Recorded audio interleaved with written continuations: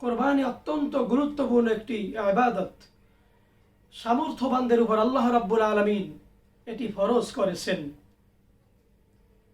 10ই জিলহজ ফজরের নামাজের পর থেকে 12ই জিলহজ সূর্যাস্তের আগ পর্যন্ত কোরবানি করা ওয়াজিব।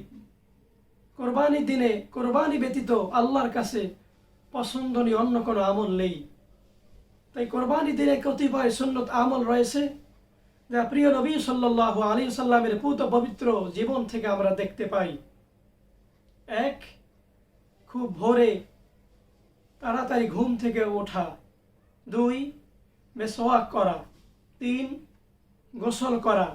4, সাধ্যমতো পরিষ্কার পরিচ্ছন্ন ও সুন্দর পোশাক পরিধান করা।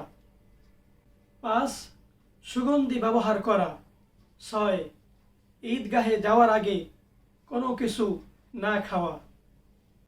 8, উঁচু আওয়াজে তাকবীর পড়তে পড়তে ঈদগাহে গমন করা।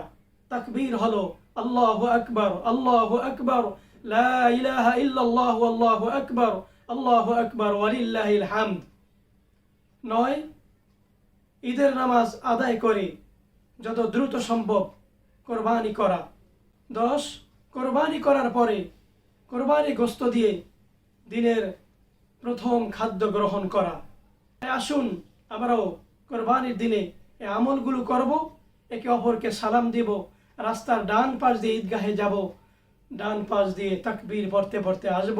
আল্লাহ রাব্বুল আলামিন আমাদেরকে কোরবানি দিনের সুন্নত আমল সমূহ যথাযথভাবে পালন করার তৌফিক দান করুন।